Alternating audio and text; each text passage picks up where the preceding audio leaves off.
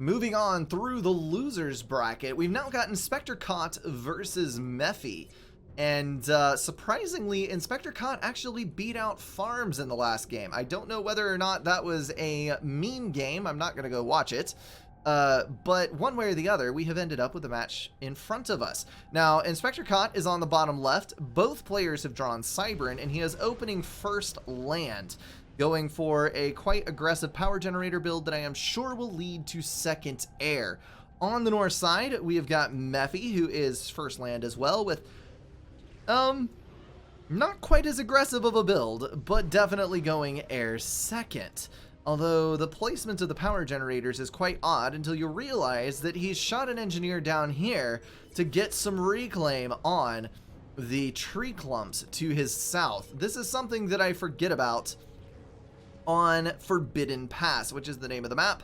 There is no reclaim to show. Most of it is either in tiny rocks or in the tree clumps that are scattered around. But once again, as I always say, do not underestimate your tree clumps, because they are 10 mass and 100 power apiece, and sometimes the power is an even more OP aspect than the mass is. You can see Inspector Caught has got 2 engineers up to the north side as well to get some reclaim online. So that's going to be AACU building straight through on the P-Gens as he's supported by reclaim for the engineers building the rest of this stuff. We got an Engie moving out to get some tree clumps on the south side as well before moving through to these builds. I wonder why you would edge build a land factory instead of walking around the outside edge. That seems very inefficient. But then again, it takes 1 minute, I think, to build the land factory, and by the time you walk all the way around here with an engineer, and you have to build the factory anyway,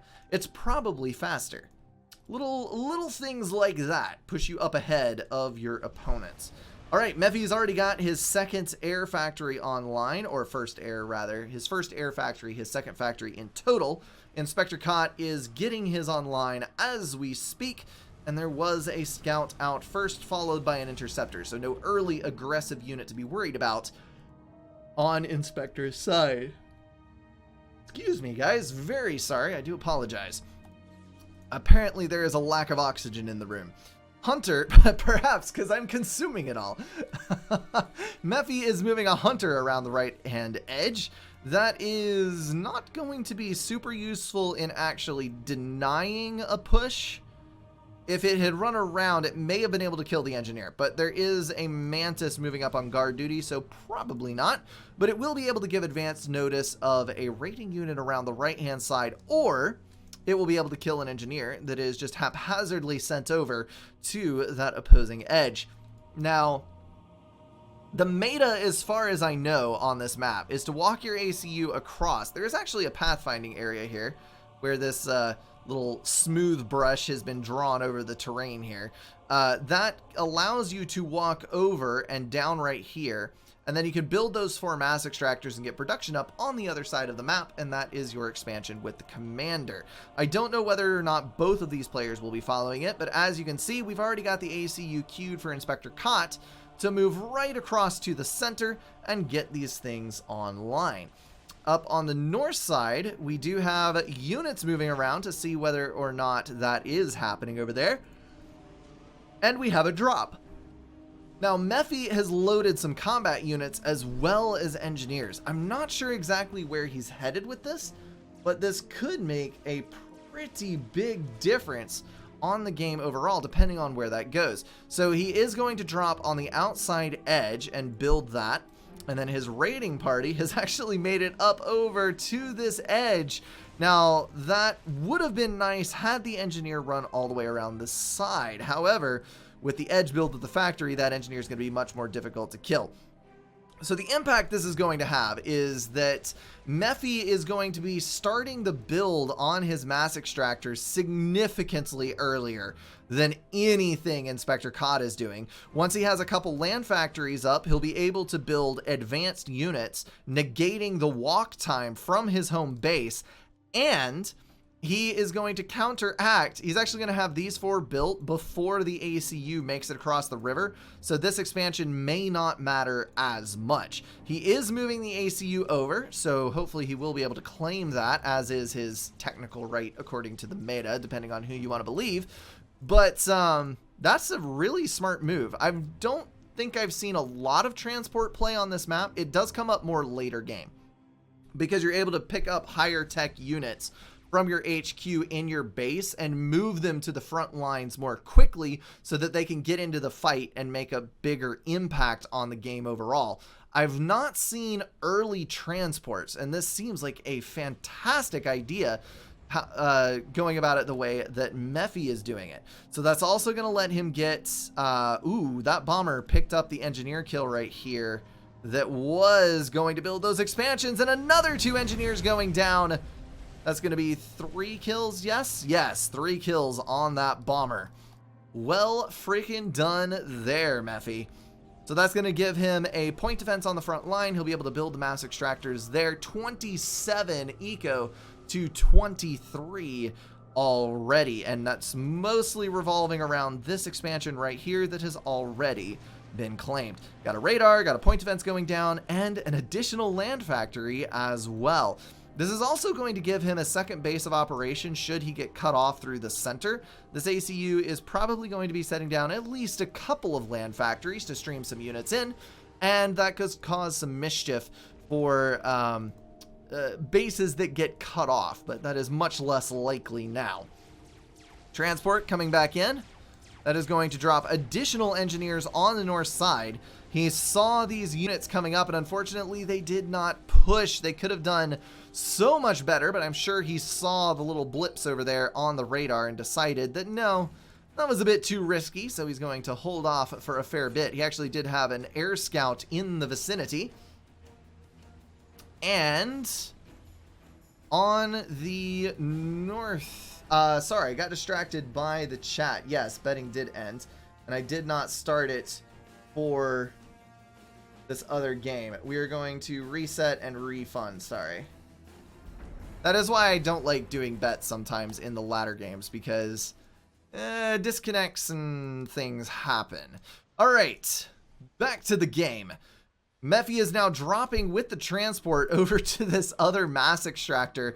This one transport, I am sure, has paid for itself over and over again, as Mephi is now 41 mass up on 30 and 440 power up on 300, mainly due to the aggressive expansion that's been made possible by that early transport. We do have 2 engineers dropping down from Inspector Kot. That is going to do a little bit of counter expansion. Kot desperately trying to catch up. He is going to drop another set of engineers over here in his own expansion as well. The Medusas were a good pick. They might have been able to do a little damage had there not already been all these units over here. Mephi now has his own land factory up on this side, his ACU in place, and a radar down. So he is in an excellent position overall to try and take over the center portion of the map. Raiding parties have begun. Inspector Kot sniping off a radar on that side.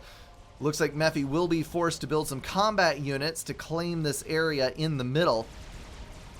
And Mephi is going to fail at completely killing off this area. He did manage to get both of the engineers. So once again, Inspector Kot is delayed on getting his expansion built, but overall, Mephi is going to get forced back. I think that was well worth the loss of a couple tanks and the donation of a little bit of mass, though, in the grand scheme. Mephi getting a point defense down now, just to be safe, you know, just in case there's 30 Mantis that decide to come tromping in towards his ACU. You don't want to have it completely undefended. And we now have a bit more aggressive drop, pushing up with 3 Mantis towards the front line. Now, that skyhook definitely needs to be pulled, and there it goes. I think it may be a little too late, though, as these interceptors are currently locked and pursuing, so that transport, poor hapless transport, such a hard worker, now crashes into the water below. So sad.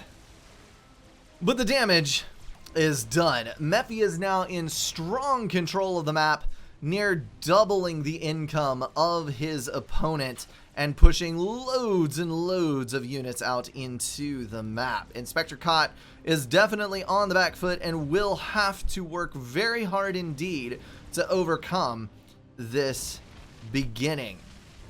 We've got some Mantis moving in towards the Hydro. That Mass Extractor is a nice kill, of course, but the Hydro is a much nicer one. We've got a few land factories online that are pumping out Mantis to hopefully go in and deny. Is that a formation move that I see? That might actually be a formation move. We'll check back in just a second. Mephi getting a little brave with his commander, pushing some units back and trying to push up with his commander.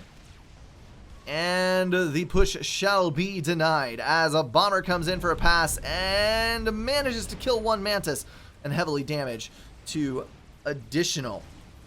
I would love to see a tier 2 upgrade on Mephi's commander. There is some excellent tac snipe potential from this base in the center, and also a strategically placed Cerberus turret can pay for itself many times over when you're in the core of your opponent's base. We do have a nice clump of units moving around to the north. Inspector Cott did manage to get enough Mantis online to become a danger, but there are point defense on both of the critical portions of these expansions. And since there are no Medusas in the mix, well, I think those are probably doomed to failure. T1 Bomber moving in over the center. That is going to pick off yet another Mantis and damage another. So slowly but surely, Inspector Cott's units get whittled down over time. We've got 3 land factories online for both of these players on the expansions as Mephi decides to move into the water, or not, with the ACU. I'm going to dip back out here and probably, yes, go after those Mantis that are right on the edge. As far as raid and counter raids go, we've got 3 Mass Extractors and a Hydra eradicated. 1 more damage there. So a total of 4. 4 lost on this side, but not the Hydro. Actually 5 if you count that one right there. So it looks like both players are tit for tat on damage to each other. Inspector Cott has actually caught up 45 to 43 mass, but look at the significant power advantage that Mephi has at his disposal. I would not be surprised at all if T2 Air made a play. But even before the T2 stage, you can see the significant unit advantage that Mephi has in the air. He is going to come in and swarm his opponent, taking a strong hold on air control, and I imagine we're going to see queued a T2 factory pretty dang quickly.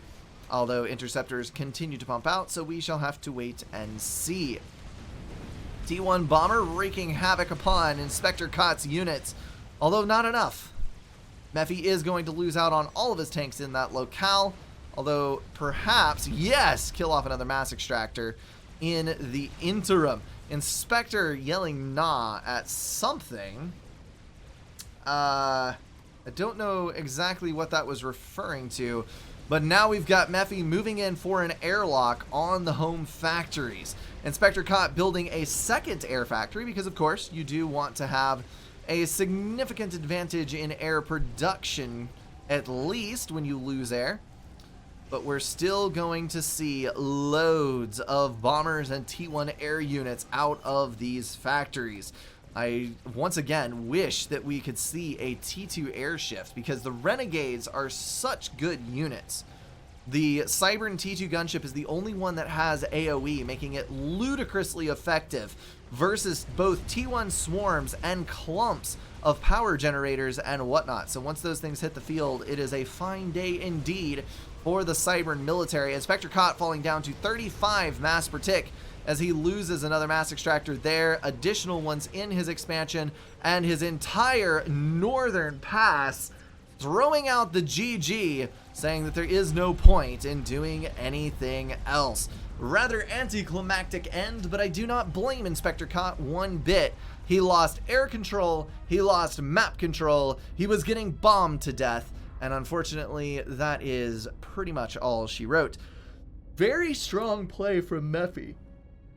It's good to see when players have an excellent handle on the map. Those early transports, I think, made all the difference in the world. Well, transport singular, because he got his southern expansion a full 3 minutes-ish before his opponent did, and he got his northern expansion sooner thanks to strategic raiding that was able, or no, the bomber that was able to kill off the engineer there, then strategic raiding that killed off the engineers later, and Inspector Cott could just never really get a hold of the map again.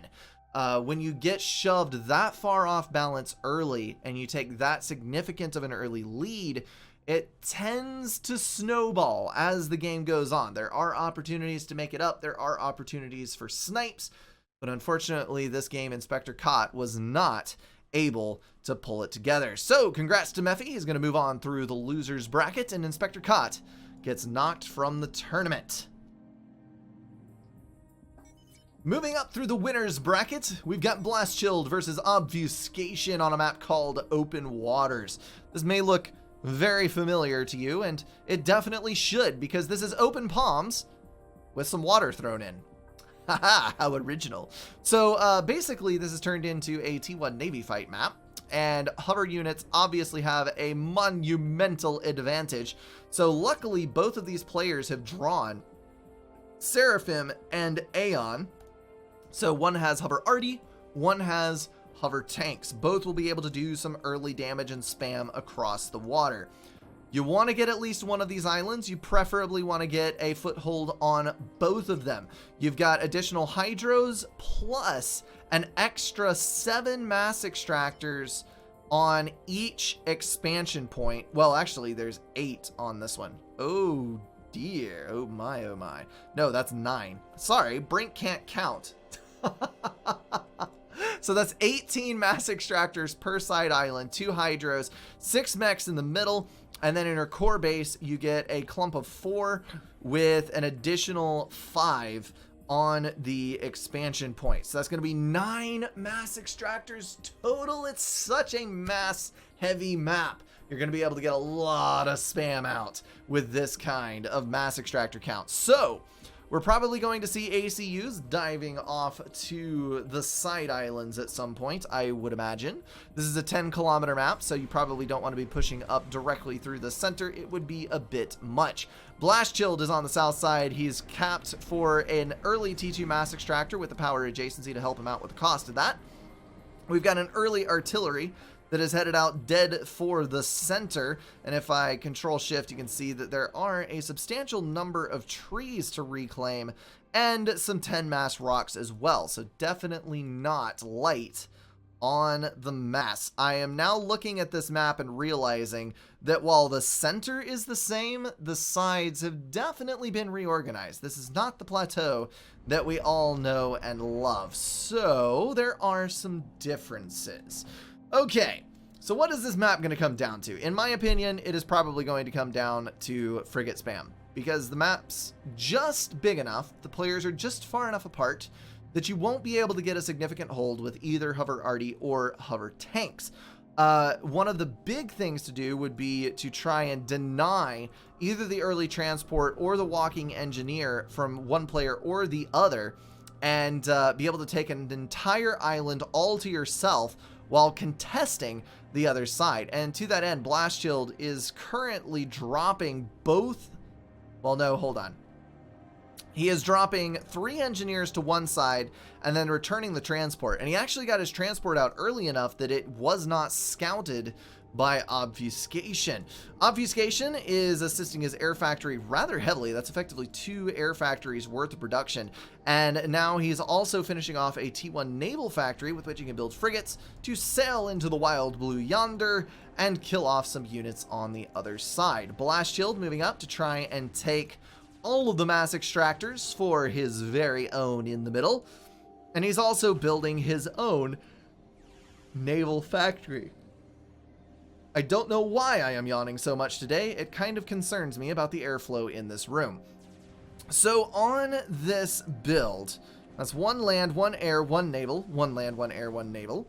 Everybody has an even balance of the things, but Obfuscation has now gotten an engineer across and is building a land factory on the other side.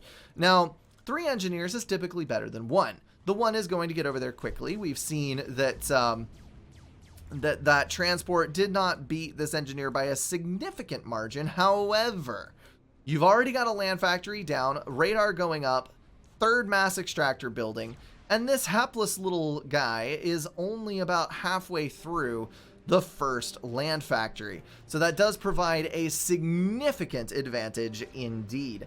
Transport is being stored on the left side in order to try and keep it away from the prying eyes of the air scouts, but this one is going to get possibly within range. Maybe not. Nope, just barely going to miss that transport right off the edge of the radar there, and he is going to shoot it down. That might be able to pass back over here. Obfuscation is going for a double drop on his own island, and due to this airlock here, Blast Shield is not going to be able to push on his own side. So this is going to give Obfuscation the perfect opportunity to build his entire island and contest the other, slowing Blast Shield down on his path to awesome mass. But Blast Shield has got the center plateau, so he is still holding a mass advantage, at least for the time being. Obfuscation is going to push his ACU up directly into the center plateau. That should have no problem taking hold on the mass extractors there and eliminating any competition. It would appear that these engineers are still trying to get the other stuff built. We'll have to wait and see what Blast Shield's reaction is to that. But Blast Shield, in the meantime, looks like he's walking directly into his opponent's base in order to push on that expansion. Blast Shield getting an additional air factory down on the outside island. Now, this is an interesting choice because it can either be a secondary production facility getting more interceptors up that the opponent does not expect, and therefore you can sweep them off their feet and out of the air. But what is a much more interesting option is going for T2 air, where it's not as likely to be scouted, and then smacking your opponent upside the head with some Nathas or gunships or something like that. Very interesting play, and also I think it would be more advantageous to hold this than to hold this and have your core of operations over here, seeing as you can hide from destroyer fire and naval fire behind this, and there's double the amount of mass extractors on this island as there are over here. So just something to consider.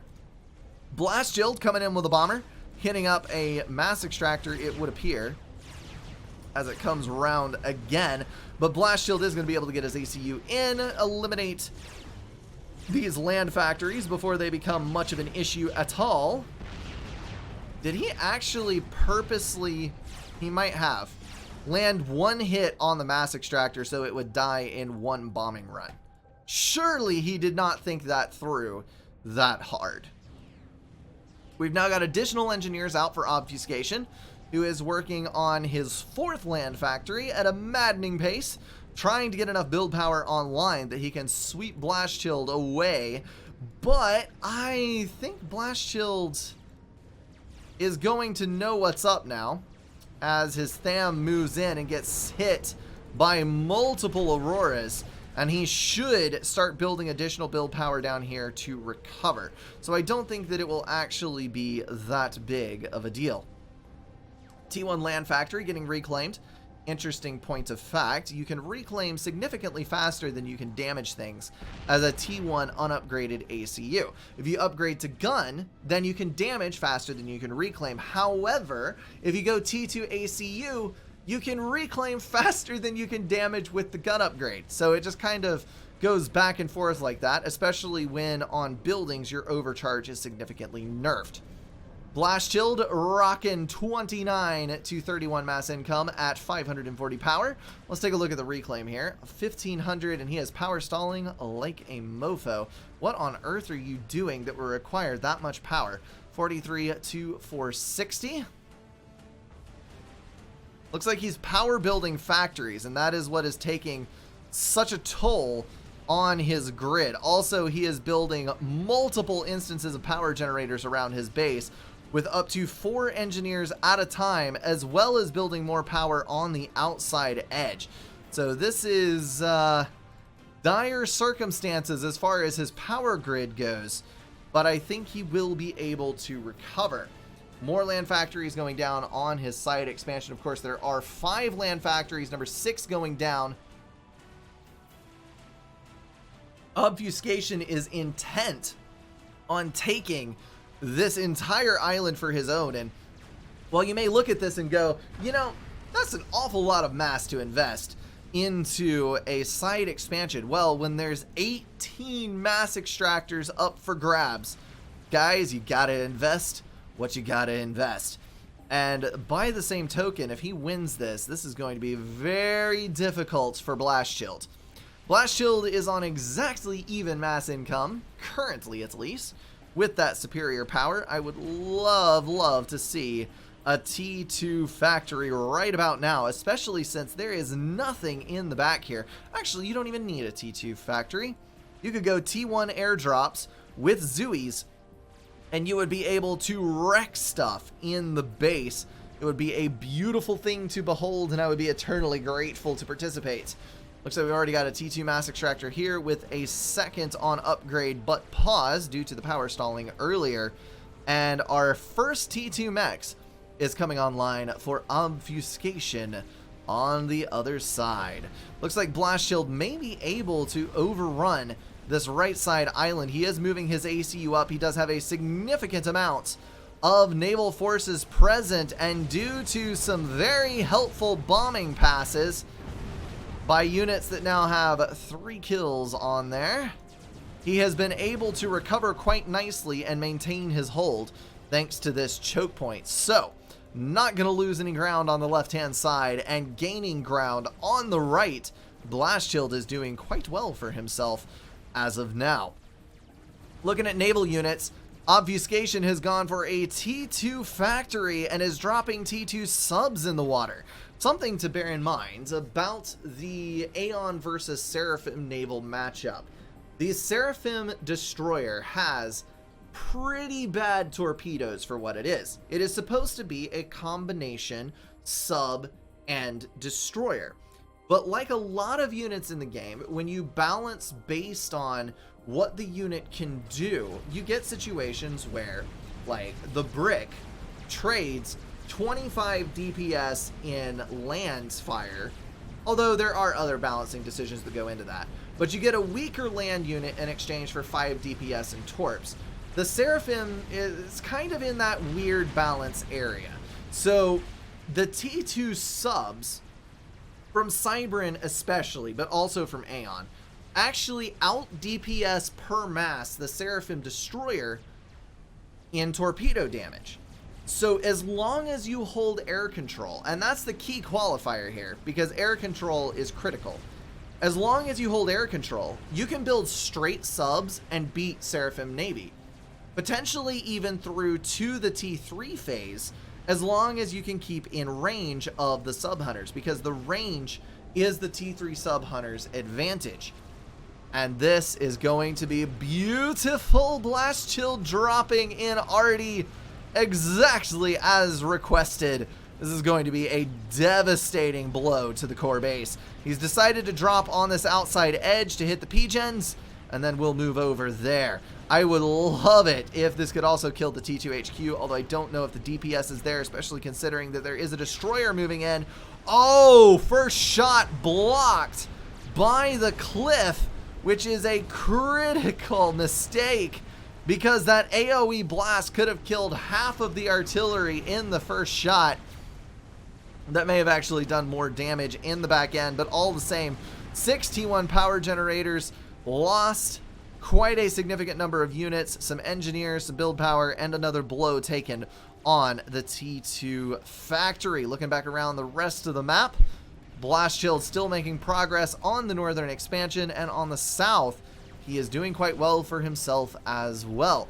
Obfuscation may have spread himself a little too thin mass-wise, devoting this much expenditure to land units at the same time as he is getting a T2 naval HQ. So, bit of an oddball thing there. But now Blast Shield is in the water with a T2 HQ. So back to what I was saying earlier, it's going to be a little bit of an uphill battle as Seraphim if Obfuscation is going to spam subs as well as destroyers, because the destroyers outrange you, though they are easy to dodge. They out-torp you, so you can't submerge and come in, and then the T2 subs are free to wreak havoc because they out-DPS you in torps and can just sit in the middle of your Seraphim destroyers and deal out more damage than they take.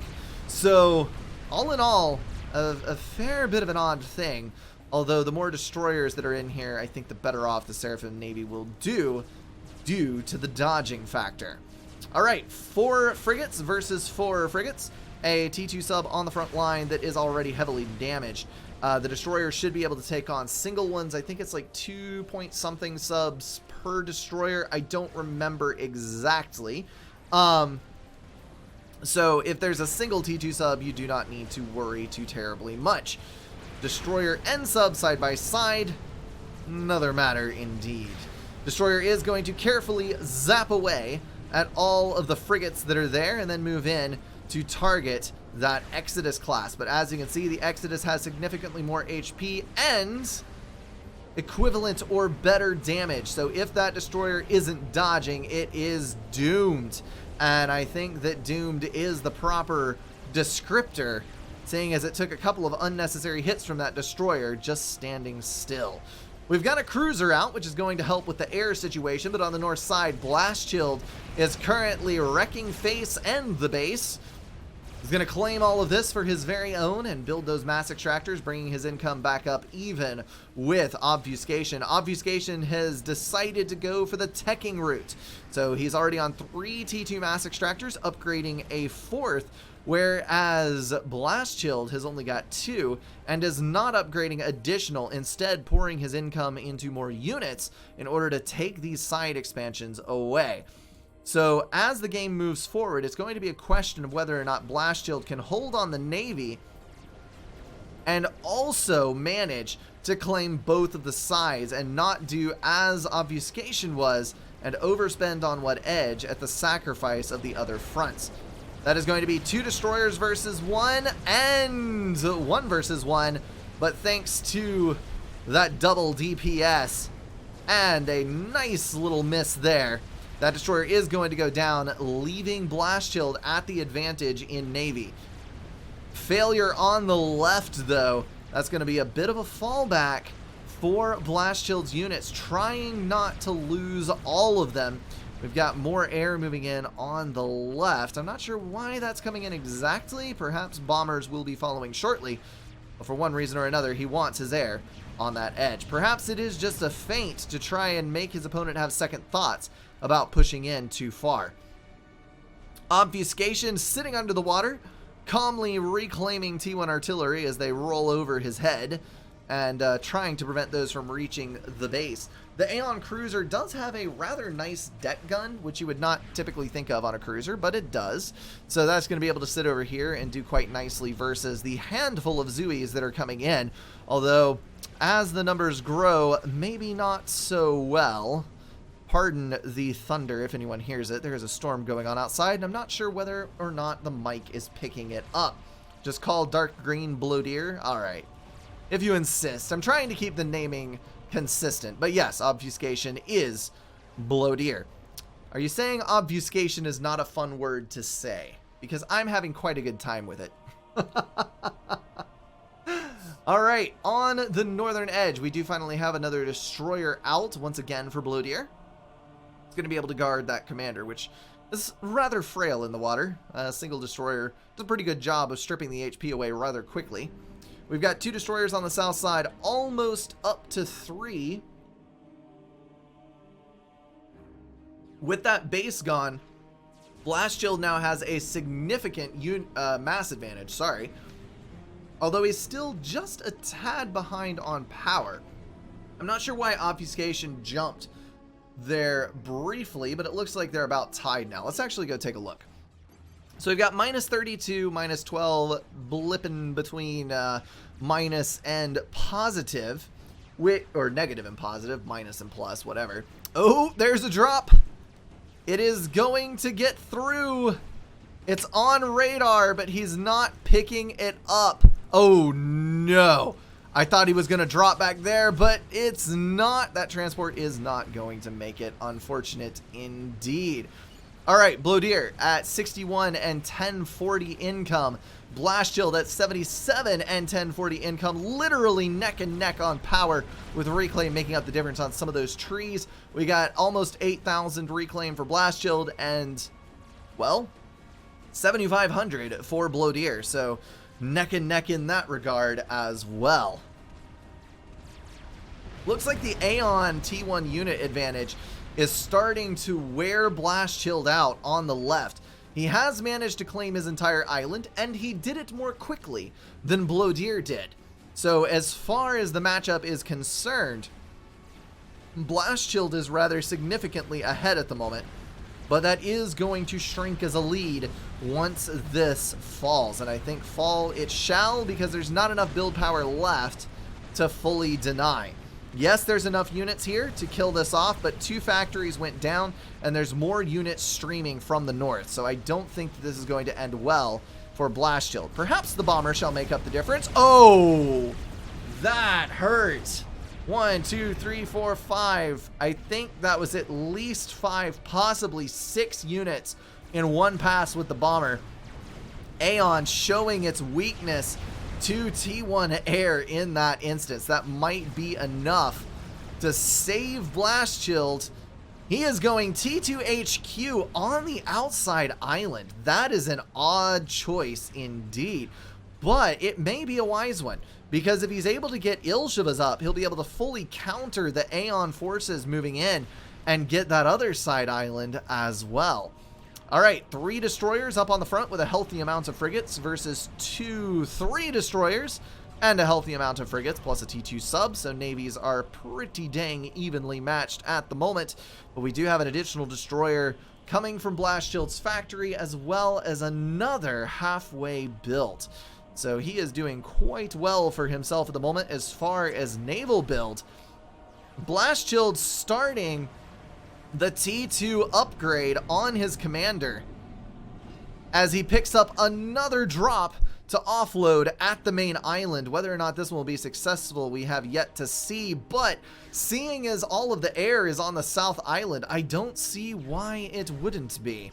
Although having the ACU there definitely does not help your odds coming in. I don't think you should try to drop in this pass. You should probably try to drop either here or move order drop, because the transport trying to get up then down this island, this mountain, is going to be hell on your pathfinding and take a very long time indeed.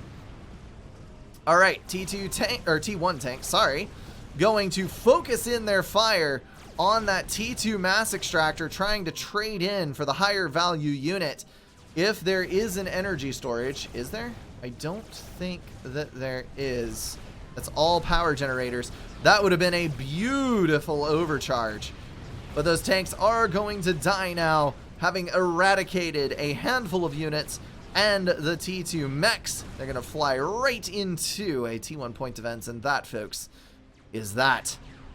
All right, T2 PD is planted by Blast Shield. That is going to do a fantastic job of preventing Auroras from coming into the base as Ilshivas begin production under heavy assistance.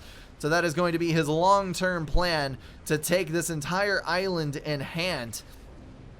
I think his navy might be in a bit of trouble, though. We have 3 destroyers alive versus 3 destroyers, so 1 was lost somewhere over here to the superior range on the Exodus class. We're now going to start seeing some of these factories go down, and Blast Shield is not going to be able to sit still, which is kind of an issue for him. He is going to have to stay in motion, or these Exodus are eventually going to finish killing the factory. And there's the hit on the destroyer that I was waiting for.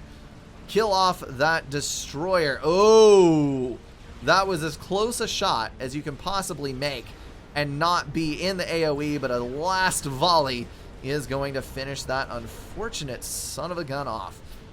Cruiser build was maybe not the most advantageous thing to go for, but we now have Ilshivas on the outside edge. that are going to be able to easily progress versus the Aeon forces. As long as you keep radar up, you will be good to freaking go. Blast Shield's going to get that entire island. I don't think there's much that Blodir can do to stop it unless he were to go for T2 gunships out of his factory. But that would be only a temporary measure, since flak can also be built, and in fact is being built out of that factory. The Navy is going to be an issue. Exodus class bearing down, able to just sit back and lob volleys at the opponent. No need to micro, since micro actually just increases your turret turn time, and you can't dodge the beams anyway. Still 3 destroyers alive, but this one is 1 hit from death, and that 1 hit is dodged, and dodged again, but not that time. Destroyers are down. Torpedo bombers coming in, full pass, making it across, eliminating that and opening it up for an air fight as the destroyers take down the other cruiser on that side. But there is now 1 Exodus class versus 2 destroyers. The air fight without the help of that cruiser is probably going to favor Blast Shield. An evenly matched fight if ever there was one. Interceptors milling about, and it looks like Obfuscation's Inties being out of fuel has come back to bite him and cost him dearly. Blast Shield winning that fight and maintaining about 30 or so interceptors as a fighting force, closer to 40, as on the left-hand side, he moves in too close with the Ilshis. I think he has the numbers now to ignore kiting as an option, but he's still going to take a couple of losses as he hammers home with his units. 2 Exodus class trying to push up on the outside edge, but taking blows from the 2 destroyers that are now in the air. Torpedo bombers must have seemed like a good option just a moment ago, but now they're all going to die to interceptors. Not, though, before sinking one of those destroyers. Swift winds are now in production. That's going to cause some minor logistical issues for Blast Shield. And, oh dear. Are you really doing what I think you're doing? Blast Shield, what is the range on that? He has already done it. He tack missiled the HQ. Oh dear, that is going to hurt. Obfuscation is now on 2 destroyers and unable to build more. And even though the Aeon are strong, they're not that strong. Obfuscation throwing out the GG and Control K-ing. So to mince that last little bit there, that was a brilliant move by Blast Shield. Well freaking done indeed. That Navy was the only thing that was going to save Blodir. Blast Shield had both sides of the map a tremendous mass advantage. The only thing that he was struggling with was dealing with those Exodus class that were coming through the center. The range and the sheer brute force behind those Aeon destroyers is hell to deal with. But with the destruction of that HQ and the advantage in mass that he had, there is no way that Blodir was going to come back from that. I respect that Control K. Saved everybody a bit of time. Well freaking played by Blast Shield. That was brilliantly done. And it's nice to see a new map around once in a while. Bumping along through the losers bracket as I begin to lose my voice and screech like a prepubescent Call of Duty player. Obfuscation is on the right-hand side and Ajax on the left. The map is Forgotten Facilities, and if you do a control shift, you can see the map layout. So we've got mass over here. Nice green boulders that possess 38 mass apiece while being some of the most oddly colored things I've seen in a very long time. I suppose that's supposed to be mass. Moss. Sorry. It is mass. It is literally mass. It is also moss. Covered. We've got civilian structures on the plateaus, some trucks and some other things that are worth a fair bit, as well as some power generators that you can either capture or reclaim, and these plateaus are accessible only by the sides over here. So this is going to play out rather interestingly. I think I've only played on this map once before and casted perhaps 2 games on it. So it is going to be a little bit of an adventure for all of us as we move forward. So Obfuscation, otherwise known as Blodeer, is going to be building 2 land factories right off the bat with 5 power generators, going for a rather standard build. And Ajax is on his 2nd land factory using only 2 power generators. And how, you might ask, is he able to do this thing? Well, through the power of manual reclaim, he compels the factories to come into existence. There are quite a lot of tree clumps. Also some things on the ground that I think you can reclaim. I'm not 100% sure, but those are going to give you quite a bit of power at the beginning. Yes, someone in the chat pointing out that edge building is definitely a thing that you can do. So you can potentially get up on the plateau on this side. It's just a matter of whether or not you get raided. Both of these players are taking a bit of a cautious approach to expansion, which is understandable considering the fact that this is a 10 by 10 map. So you're not going to be seeing units on your side immediately. It takes some time for air to get there. It takes some time for land to get there. So a couple of extra early engineers can potentially do you a lot of good in getting you some extra mass in early. We are seeing 3 additional power generators going down, followed by a land factory. So Obfuscation is really doubling down on this land game with his Mantis. Obfuscation is Cybern, Ajax is UEF, as you can see. Forgot to call out the factions a little bit earlier. So it looks like Ajax is going to just bum rush the ACU right up into the center.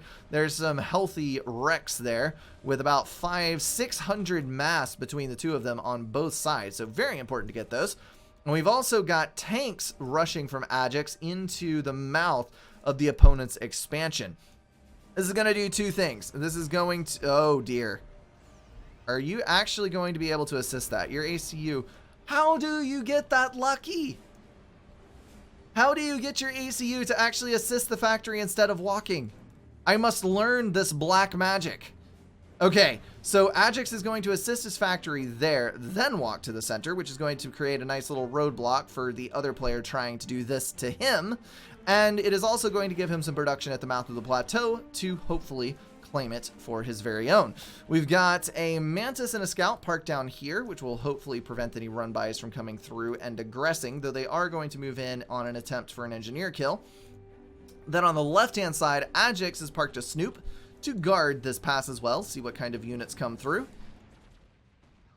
And that about sums up the early portion, although Ajax has now gone for an air factory off the Hydro. That's going to give him a total of 5 land factories coming up with 3 more planned and 2 air factories going down once his power grid is complete. Now, this air factory is coming online, but the power situation doesn't look quite as good for Blodeer as it does for Ajax. Blodeer is... How is he ahead on power? Ajax... only has 3 and then is building up on the rear. I see. They just have their power generators in 2 different locations as Blodeer takes the win in units on the right-hand edge. We've got Ajax with a brave little push right up through the middle past the ACU, and that is going to attempt to kill on some of the eco over on the right side. Obfuscation at 21 mass, 280 power, and raking in about 1,400 mass in income. 1,700 from Ajax, working towards a power stall, but not quite there yet on 300 income with 39 mass income, now up to 41. Holy cow. Why is his mass income? Because he has the entire plateau already. So he's been able to relatively confidently expand through this plateau without having to fear units because of this factory and his ACU placement, whereas he was able to deny his opponent, at least temporarily, with that tank movement through here. So a new expansioneer had to come in to build those mexes and take the plateau. Very interesting play. Ajax doing a brilliant job of early raiding to knock his opponent back a couple of steps, while also pushing his own expansion to a ludicrous degree to gain a very significant advantage. So over on the right, we've got units collecting, getting prepped to force through on the right-hand edge, while just the bare minimum required are collecting on the left.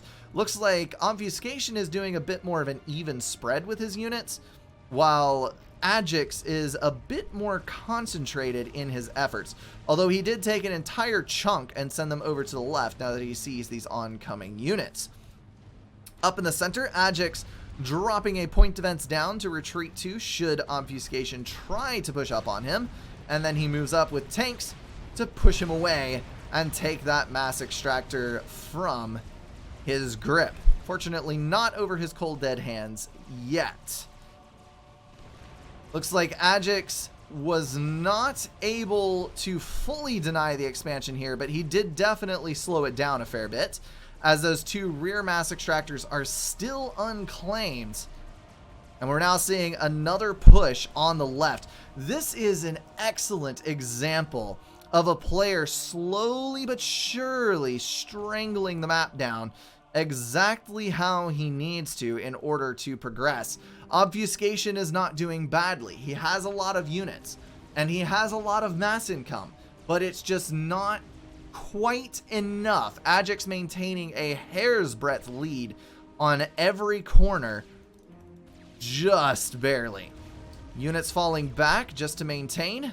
We've got more units pushing over to the right. As we look at the factories, we've got 4, 8, 9 land factories. Yes, 9 land factories, 2 air factories. And on Blodir's side, wow, Blodir might actually have more. That is going to be 14 land factories, and he is running every single one of them at full speed. That's 14 versus 11 due to the 2 on the front that are now online. So should he be able to hold for just a little bit longer, Blodir will have the unit count to come back and regain the map control that he's lost. Ajax now dropping the outside edge. Of course, engineers take a long time to get anywhere since they are pretty dang slow as a unit. So that is going to speed things up quite a bit. That's going to be 4 more mass extractors in hand and potentially another production center, as Ajax is now mowing down all of the mass extractors that Blodir was able to bring up on the left north corner, or northwest corner as it were. It's going to be roughly 3 air factories worth of production. On the other edge, we have a simple 1. So Ajax is going to be able to absolutely own air control, and I think he already does, except for the fact that his air units were separated, and he's going to lose several inties without being able to fire back as he goes into full retreat. Obfuscation currently in possession of 8 interceptors versus about 10 for Ajax, or 9. I was off slightly on my guess. Obfuscation making a bad turn there, though, as Ajax falls in perfectly behind, killing off every single enemy interceptor while barely even losing 1 of his own. Ajax is now going to be forced into a bit of a defensive position. He's got T2 land up, and he is pushing pillars. So as the map carries on, he will be able to come back yet again, but we're now seeing the superior unit count of Blodir come into play. That is going to be on the front line, about 42 Mantis versus 56 Strikers. That is actually more than I thought there was, but on the outside edges of the map, I think total Blodir is going to have more. We've got 112 versus 88. Yes, I was correct. As the pillars come into play, though, they are going to be able to push on the outer edge of the map, dealing with T1 spam very effectively where there is not an ACU. Of course, when you're making that T2 push, you never ever want to go into the enemy commander with your tanks, because that is a waste of the mass that you have worked so hard to get into the field in the form of pillars. Looks like T2 power generator going down. Air factories paused as that is building, so power must be relatively critical. It was until just a moment ago. He is feathering the pause button on an ACU upgrade of the gun variety. That is going to make life much more difficult in the middle for Blodeer. I think Blodeer sees the progress he's made on the map, and he thinks that he is doing a lot better than he is actually doing. His intel is quite good. He sees the T2 factory on the other side. We've got 2 T2 mass extractors over there, although 2 do exist in his own base, so that's not that much of an issue. He is at a pretty heavy mass disadvantage, though, due to the control that Ajax has over his building operations. Not only is he killing things on the map, but he is also building much more quickly than Blodeer. All right.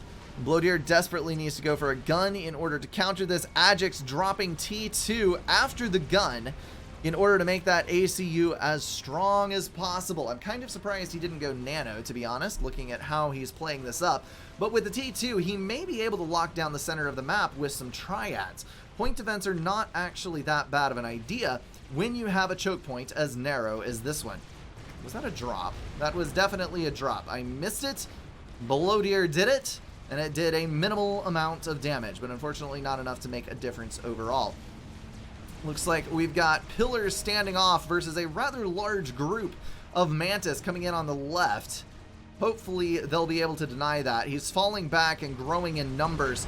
Pillars now ready to strike as the Mantis are more spread out, and that is going to be a win for the T2 units quite handily, gaining another reclaim field for Ajax as he counter drops on his opponent's plateau, denying that hydro at the last possible second, killing a mass extractor, and then moving in to kill a second one. Much more successful drop overall since his own hydro survived with about 200 HP.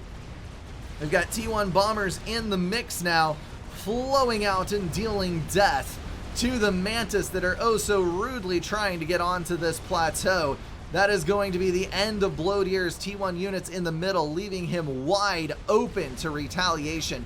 This is not a good sign. He is running for the hills with his ACU, and a wise choice that is. If he gets caught in this swarm of units, he is 100% dead. He's now moving over to the right. I think that was probably perhaps a attempt to dodge bombers, but they weren't even targeted on him, so I don't know what that was all about. He needs an energy storage. There are pillars on the map. He knows that there are. I only see generators, don't see the storage anywhere. He does not have one, and he's power stalled, so it wouldn't do him any good even if he did have it. The lesson of the single annoying tank that manages to slip by the units while the APM is directed elsewhere and kill a T1 mass extractor. Ajax now in strong control of the air. Let's take a look. 14 pillars, 101 tanks versus obfuscation with 113 Mantis and 65 Medusas. That Medusa mix very strong to deal with the pillars, since stun is a big dealio indeed on T2. 65 mass, 860 power versus 1.3k, 73 with basically dead tie on the reclaim. T1 bombers still doing crowd control over on the right hand side.